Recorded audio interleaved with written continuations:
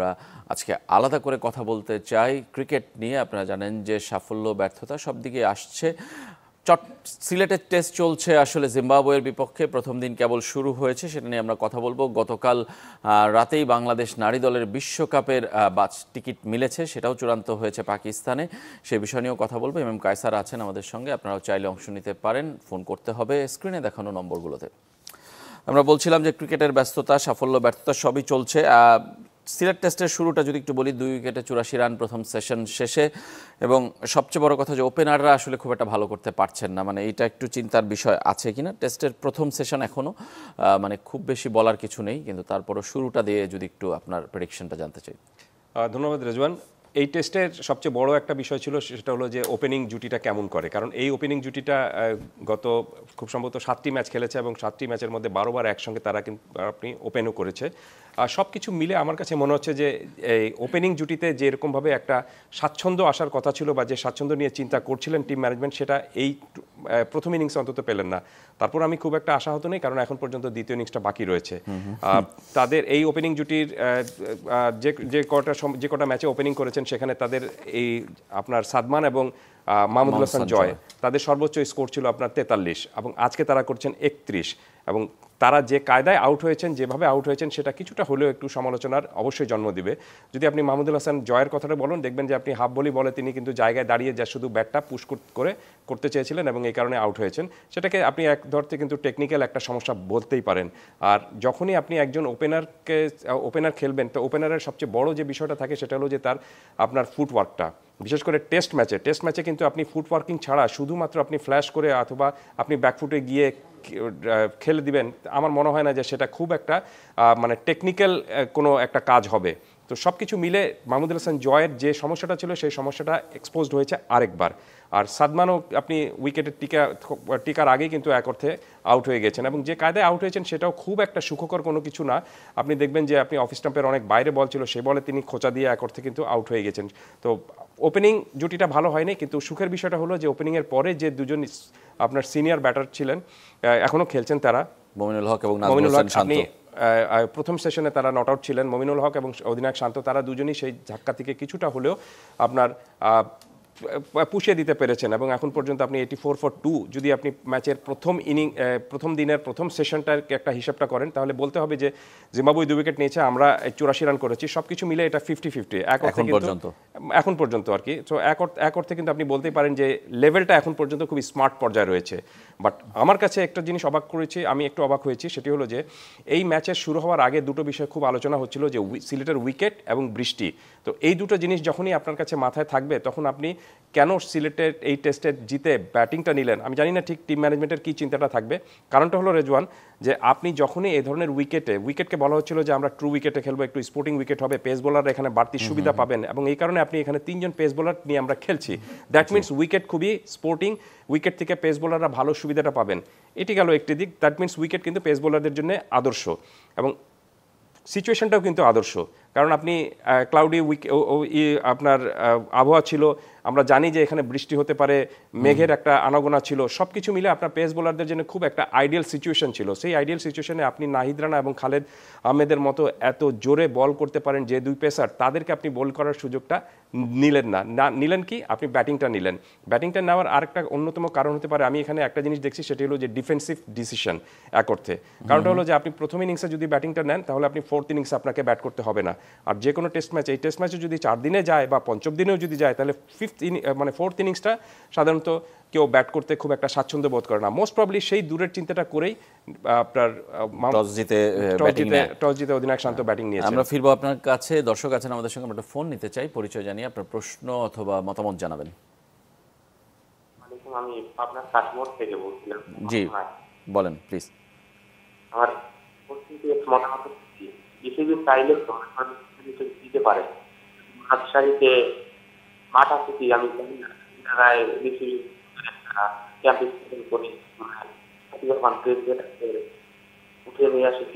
আমি আপনার কথাটা বুঝতে পারছি না, যদি যেটুকু বুঝতে পারলাম যে রাজশাহীতে টেস্ট ম্যাচ দিতে পারে, অন্য ভেন্যুগুলোতে দেওয়া উচিত, এটাই বলতে যাচ্ছেন নিশ্চয়ই আপনি। জি আচ্ছা, আচ্ছা, ধন্যবাদ আপনাকে। চাইলেই বিসিবি অন্য ভেন্যুগুলোকে আসলে আপগ্রেড করতে পারে কিনা। লোকাল ক্রিকেট বিপিএল এর মতো টুর্নামেন্টই আসলে অন্য জায়গায় হচ্ছে না, টেস্ট ক্রিকেট তো আসলে একটু বড় আসর, বড় চিন্তার বিষয়।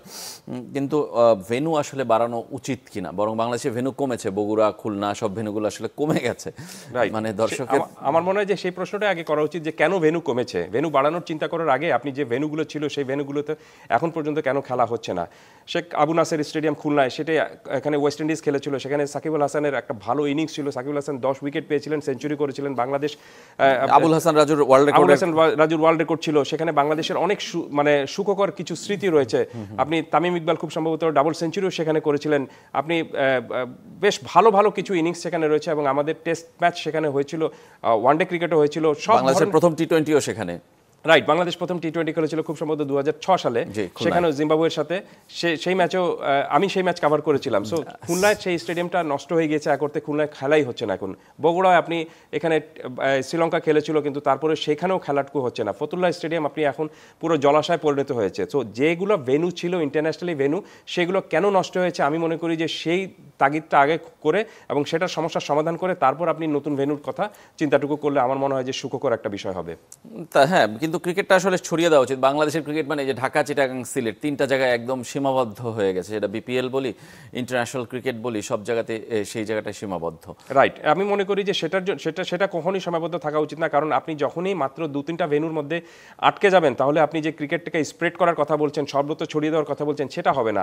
আপনি রাজীব পৃথিবীর এত দেশে গিয়েছেন, আপনি ম্যাচ কভার করেছেন, কোথাও কি দেখেছেন যে 1-2 ভেন্যুতে শুধুমাত্র খেলা হয়? তা কিন্তু না, আপনি বিভিন্ন ভেন্যুতে খেলা হয়। ভারতে আপনি এক মাথা থেকে আরেক মাথা পর্যন্ত এক প্রদেশেই 2 থেকে 3টা ইন্টারন্যাশনাল ভেন্যু আছে, এক প্রদেশেই। রাইট, এবং আপনি ইউরোপেও তাই। আপনি ইংল্যান্ডে দেখুন, আপনি কোথাও আপনার ট্রেন্ট ব্রিজেও খেলা হচ্ছে, আবার কিন্তু আপনি লর্ডসেও খেলা হচ্ছে, আবার অন্য মাথায় আপনার ব্রিস্টলেও খেলা হচ্ছে, মানে চারিদিকে ছড়িয়ে দেওয়া হচ্ছে। সো বাংলাদেশে সেই জিনিসটা নেই। এবং বাংলাদেশে আমরা হয় কি যে খুব কমফোর্ট জোনে থাকতে পছন্দ করি, তো যে কমফোর্টের বাইরে যেতে চাই না। যে 3টা ভেন্যু রয়েছে, ঠিক আছে, একটা সিরিজ শুরু হচ্ছে, এখানে তাকে পাঠিয়ে দাও, এখানে তাকে পাঠিয়ে দাও, এভাবে করে দেওয়া যায়। আরেকটা জিনিস আমাদের এখান থেকে সবসময় একটা বলা হয়ে থাকে যে ইন্টারন্যাশনাল ক্রিকেট করার জন্য যেসব পরিপূর্ণ কাঠামো প্রয়োজন, সেই কাঠামোগুলো গড়ে ওঠেনি এখন পর্যন্ত। আমার প্রশ্ন হলো যে আপনি 20 বছরের বেশি সময় ধরে টেস্ট ক্রিকেট খেলছেন, এই কাঠামোগুলো কেন গড়ে ওঠেনি? 25 বছর প্রায়। ক্রিকেট বোর্ডের তো টাকার কোনো সমস্যা নেই। প্রবলেমটা হলো যে আপনি ক্রিকেট বোর্ডের সাথে জাতীয় ক্রীড়া পরিষদ অথবা ক্রীড়া মন্ত্রণালয়ের যে ধরনের একটা সিনক্রোনাইজেশনের প্রয়োজন ছিল, একটা মতামত, একটা সুন্দর একটা সমন্বয়ের প্রয়োজন ছিল, সেই সমন্বয়টা গড়ে ওঠেনি বলেই কিন্তু এখন পর্যন্ত আমরা টেস্ট ক্রিকেট বা আপনার ইন্টারন্যাশনাল ক্রিকেটে আটকে রয়েছি মাত্র 2-3টা ভেন্যুতে। আমরা আবার একটু মাঠের ক্রিকেটের দিকে যাই, যে আমরা টেস্ট ক্রিকেটে ফিরবো। তার আগে একটু জানতে চাই যে কালকে মেয়েদের ওয়ার্ল্ড কাপের টিকিট পাওয়াটা, এটা অবশ্যই প্রশংসনীয়, কিন্তু যেভাবে পেয়েছে সেটাকে আসলে আপনি কিভাবে দেখেন? সেটা কি লাক বলবেন, নাকি বাংলাদেশের পারফরমেন্স আমরা আসলে যেমনটা প্রত্যাশা করেছিলাম তেমন নয়? মানে আমার কাছে মনে হয় যে 0.013 এটা আসলে এত সূক্ষ্ম ডিফারেন্স ওয়েস্ট ইন্ডিজের সাথে, সেটা আসলে খুব বেশি আসলে মানে গর্ব করার কিংবা প্রশংসা করার আসলে সুযোগ নেই। তা তো নেই। এবং ওয়েস্ট ইন্ডিজ যে কায়দায় ক্রিকেট খেলেছে, সেটাতে ওয়েস্ট ইন্ডিজকে অবশ্যই একটা হাততালি দিতেই হবে। এবং তারা দুর্দান্ত চেষ্টা করেছে, শেষ পর্যন্ত চেষ্টাটুকু করেছে।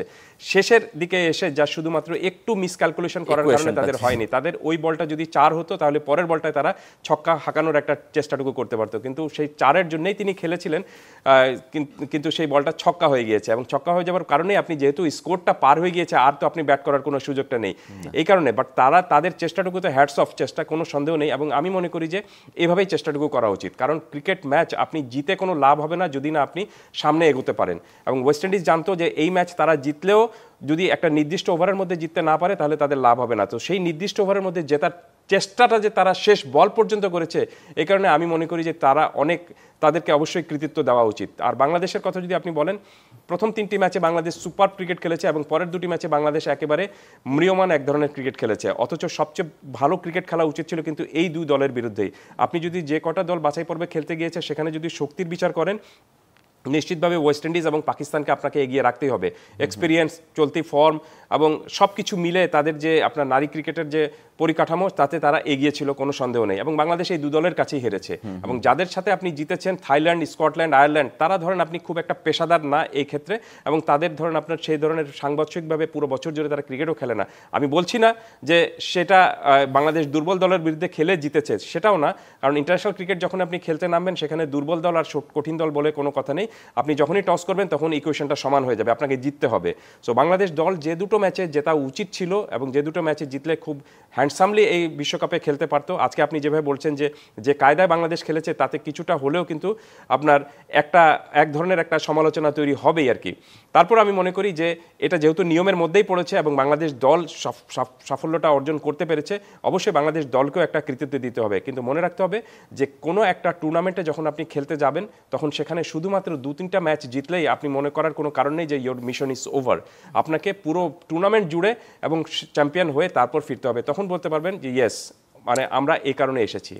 আরেকটা জিনিস জানতে চাই যে মেয়েদের এই টুর্নামেন্ট, আমরা মেয়েদের ক্রিকেট অনেক দিন ধরেই খেলছে বাংলাদেশ, এখন আর নতুন বলার সুযোগ নেই, সেই জায়গাটায় ইমপ্রুভমেন্ট কিংবা ব্যাটিং কিংবা বোলিংয়ে ইমপ্রুভমেন্টের কি আরও অনেক জায়গা আছে কিনা? কারণ সামনেই নিশ্চয়ই ওয়ার্ল্ড কাপের জন্য প্রস্তুতি শুরু হয়ে যাবে। আপনি জানেন যে এবছরের শেষের দিকেই ইন্ডিয়াতে কিন্তু এই ওয়ানডে ওয়ার্ল্ড কাপ মেয়েদের। না, মেয়েদের ক্রিকেট এবং আমাদের ছেলেদের ক্রিকেট, পুরুষদের ক্রিকেটের মধ্যে আমি কোনো তেমন বড়, আপনি উন্নতির কথা যদি বলেন তাহলে বড় তেমন কোনো ধরনের কিন্তু পার্থক্য দেখি না। আপনি দেখবেন যে ছেলেরাও, আপনি পুরুষদের ক্রিকেটও আমরা কখনো কখনো জিতি এবং ম্যাক্সিমাম সময় হারি, মেয়েদের ক্রিকেটও কিন্তু তাই হয়ে থাকে। তারপরেও একটা আশার বিষয়টা হলো যে এই নারী দল এর আগে যে কয়েকটা ম্যাচ খেলেছিল, বিশেষ করে ভারতের সাথে এবং অস্ট্রেলিয়ার সাথে যে টি-20 হয়েছিল, ওয়ানডে হয়েছিল, সেখানে তাদের ভালো পারফরমেন্স সেরকমভাবে করতে পারেনি। কিন্তু তারপরে নতুন ম্যানেজমেন্টের আন্ডারে তারা বেশ ভালোভাবে কিন্তু ঘুরে দাঁড়িয়েছে। বিশেষ করে ব্যাটিংটা এক ধরনের বড় একটা দুশ্চিন্তার বিষয় ছিল নারী ক্রিকেট দলের, যে ব্যাটিংটা দেখে মনে হতো যে আমরা বোধহয় ব্যাটিংই পারি না। কিন্তু এখন এই টুর্নামেন্টে যে বাছাই পর্বে যারা টুর্নামেন্টে খেলতে গিয়েছিল, সেখানে প্রথম দুটো ম্যাচ বা চতুর্থ ম্যাচেও যদি আপনি ওয়েস্ট ইন্ডিজের সাথে ম্যাচেও যদি আপনি সব কিছু মিলে দেখবেন যে ব্যাটিংটা খুব একটা মন্দ কোনো কিছু হয়নি। আগে যেটি হতো যে পুরো দল একসঙ্গে কলাপস করতো, কিন্তু এখন যেটা হয়েছে যে পুরো দলের অন্তত 2-3 জন ভালো ব্যাটিং করে শেষ পর্যন্ত করার চেষ্টাটুকু করছেন। অর্থাৎ একটা উন্নতি তো চোখে অবশ্যই পড়েছে, বিশেষ করে ক্যাপ্টেনের উন্নতিটা তো অবশ্যই চোখে পড়েছে যে টানা 3টি ম্যাচে তিনি একটা হাফ সেঞ্চুরি করেছেন, একটা সেঞ্চুরি করেছেন এবং 2টি হাফ সেঞ্চুরি করেছেন। সো সব কিছু মিলে রেসপন্সিবিলিটি খুব ভালো তাকে তিনি দেখিয়েছেন এবং দলের অন্যান্য ব্যাটাররাও বেশ ভালোভাবে দেখিয়েছেন। কিন্তু ওই যেটি বললাম যে বটম লাইনটা হলো যে শুধুমাত্র একটা দুটো ম্যাচ বা একটা দুটো সিরিজ না, আপনাকে সাংবাৎসরিকভাবে কিন্তু ভালো পারফরমেন্স করতে হবে। এই কারণে এতগুলো নারী বিশ্বকাপ হয়েছে, বাংলাদেশের এটা মাত্র দ্বিতীয়বারের মতো খেলতে যাচ্ছে এবং দেখবেন আপনি যে এই বিশ্বকাপেও বাংলাদেশ কিন্তু খুব একটা ফেভারিট তালিকা ট্যাগ নিয়ে কিন্তু খেলতে পারবে না। 8 দলের মধ্যে বাংলাদেশের অবস্থান হয়তো একদমই নিচের দিকে থাকবে, রাইট। এবং দেখবেন যেহেতু আপনি এই টুর্নামেন্টই খেলতে যাচ্ছেন, আপনি বাছাই পর্বের বাধার টোপকে, দ্যাট মিনস যারা আপনি এর আগে কোয়ালিফাইড করেছেন র্যাঙ্কিংয়ে শীর্ষে এগিয়ে থেকে, তাদের থেকে তো আপনাকে পিছিয়ে থাকতে হবে। তারপরেও আমি আশাবাদী এই কারণে যে আপনি যেহেতু আপনার সুযোগটা রয়েছে, এই সুযোগটা যদি আপনি কাজে লাগাতে পারেন। এবং আরেকটা বিষয় একটু যোগ করি রাজীব, সেটি হলো যে আপনি দেখবেন যে নারী ক্রিকেট দলের আমাদের এক সময় কিন্তু তৈরি হয় যে 2-3 জন খেলোয়াড়কে যদি আপনি বাদ দিয়ে দেন অথবা তারা যদি সিনিয়র খেলোয়াড়দেরকে না থাকে, তাহলে এক ধরনের ভ্যাকুয়ামটা তৈরি হয়। এই ভ্যাকুয়ামটা যেন তৈরি না হয়, সেটাও দেখার বিষয় আমি মনে করি যে টিম ম্যানেজমেন্টের। আপনার সাথে আরও কথা হবে এম কায়সার। আমাদের একটা ছোট্ট বিরতির সময় হয়েছে ক্লেমন বিয়ন্ড দ্য গ্যালারিতে, ফিরে আসবে একটু পরেই, সঙ্গেই থাকবেন।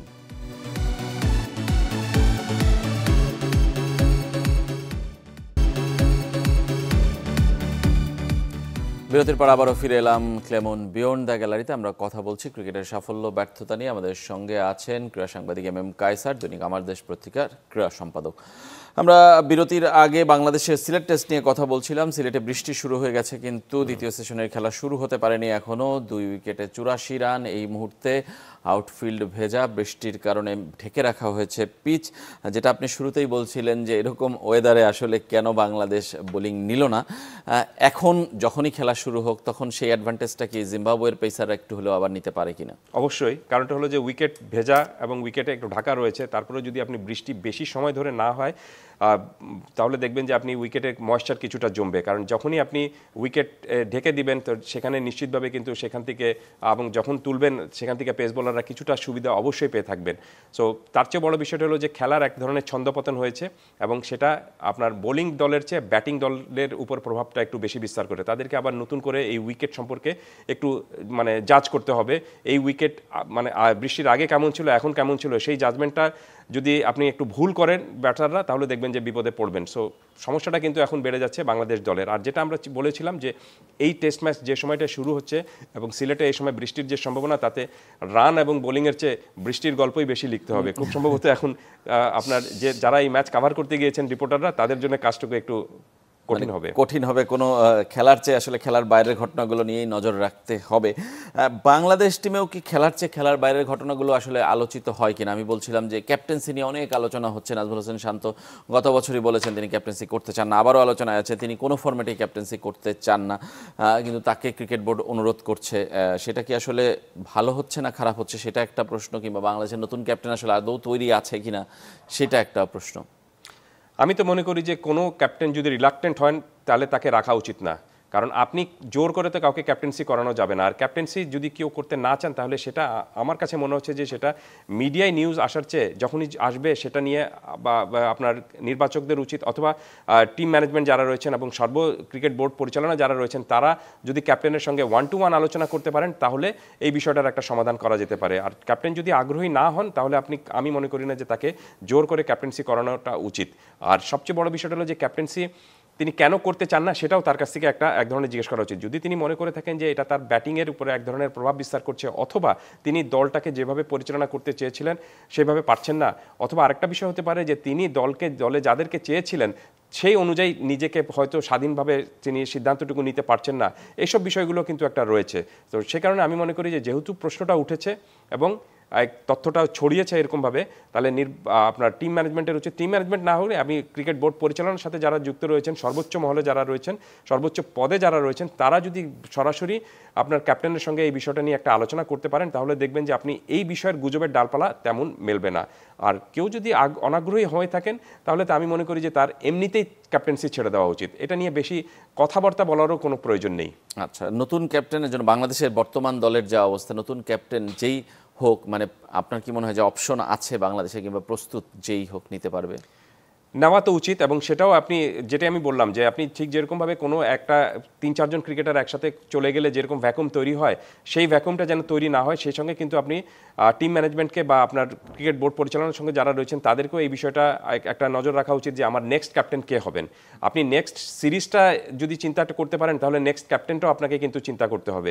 শুধুমাত্র একজন বা দুজনকে নিয়ে যদি আপনি চিন্তা করেন তাহলে বেশি দূর সামনে বাড়তে পারবেন না, এবং এই প্রবলেমটা কিন্তু আজকের না, অনেকদিন আগের এই প্রবলেমটা হয়ে থাকে। আর আমি ফিরে একটু আমার আগের প্রসঙ্গে, সেটি হলো যে নাজমুল হোসেন শান্তর যে প্রসঙ্গটা আপনি বলছিলেন যে তিনি অনাগ্রহী, ক্যাপ্টেন্সি করতে রাজি না, তাহলে এই দলের ক্যাপ্টেন্সি তিনি কেন নিয়েছেন? যখনই আপনি একটা সিরিজের জন্য ক্যাপ্টেন্সিটা নেবেন দ্যাট মিনস আপনি একটা ভেবে চিন্তেই কিন্তু নিয়েছেন, এবং আপনাকে যখন ক্যাপ্টেন্সিটা দেওয়া হচ্ছে তখন কিন্তু টিম ম্যানেজমেন্ট বা আপনার বোর্ডও কিন্তু সেটা ভেবে চিন্তেই আপনাকে সেই জায়গাটায় সেট করেছে। তো সেটা যখনই আপনি once you take over responsibility you have to finish it. না, আমি বললাম যে ক্রিকেট বোর্ডের অনুরোধেই তিনি হয়তো এই সিরিজ পর্যন্ত দায়িত্ব নিতে রাজি হয়েছেন। তিনি গত বছরই তার মেয়াদ শেষ ছিল, ক্রিকেট বোর্ডই তাকে অনুরোধ করছে বারবার। তাহলে আমি তো মনে করি যে এটা ক্রিকেট বোর্ডের ব্যর্থতা। কাউকে আপনি ক্যাপ্টেন্সির জন্য কাউকে আপনি অনুরোধ করবেন কেন? দ্যাট মিনস আপনি আপনার যেভাবে একটা ক্যাপ্টেন তৈরি করার কথা ছিল বা যেভাবে আপনাকে ক্যাপ্টেন্সির বিষয়টা সমাধান করার কথা ছিল সেটা আপনি পারছেন না, হয়তো অন্যান্য সাইডে বেশি ব্যস্ত রয়েছেন দেখে কিন্তু এদিকে নজরে দিতে পারছেন না। তো কাউকে অনুরোধ করে শুধুমাত্র আপনি ক্যাপ্টেন্সি করার কোনো প্রয়োজন নেই। তিনি যদি মনে করে থাকেন যে বোর্ড যদি মনে করে থাকে যে he is fit for this post তাহলে তাকে অবশ্যই দেওয়া উচিত। আপনি এখানে অনুরোধের কোনো বিষয় নাই, কারণটা হলো যে তারা চুক্তিবদ্ধ ক্রিকেটার এবং ক্রিকেট বোর্ড যদি চায় তাহলে অবশ্যই সেই দায়িত্বটুকু তাকে পালন করতে হবে। একদমই শেষ প্রশ্ন, যে আজকে যে অবস্থা এই মুহূর্তে আছে, বৃষ্টির যে সংখ্যা, দিন শেষে কোন জায়গায় থাকলে বাংলাদেশকে আপনি বলবেন যে বাংলাদেশ 50-50 চেক টু হলেও এগিয়ে থাকবে? আমি চাচ্ছি যে অন্তত খেলাটুকু হোক। আজকে মাত্র আপনার প্রথম সেশন খেলা হয়েছে এবং দ্বিতীয় সেশনে এখন পর্যন্ত কোনো খেলাই হয়নি। অন্তত 2 সেশন যদি খেলা হয় সেখানে বাংলাদেশ যদি প্রথম ইনিংসে আপনার এই সেশনে এই 100 রানও করতে পারেনি, কিন্তু এখানে যদি 200 রান হয়, আপনি আজকে সারাদিনে যদি 200 রান হয়, এবং সবচেয়ে বড় বিষয়টা হলো যে আর কোনো উইকেট যাতে না হারায়। আমি অপেক্ষায় রয়েছি যে মমিনুলের কাছ থেকে একটা বড় ধরনের ইনিংস খেলার দেখুন। মমিনুল আপনি শুধুমাত্র এই 3 ফরম্যাটের মধ্যে শুধুমাত্র টেস্ট ক্রিকেট তিনিই খেলে থাকেন, আর কোনো ফরম্যাটের সঙ্গে তিনি খেলেন না, এবং সর্বশেষ এর আগে যে টেস্ট ম্যাচটা তিনি খেলেছিলেন সেখানে তিনি জোড়া শূন্যতে আউট হয়েছিলেন কিংস্টনে ওয়েস্ট ইন্ডিজের বিরুদ্ধে।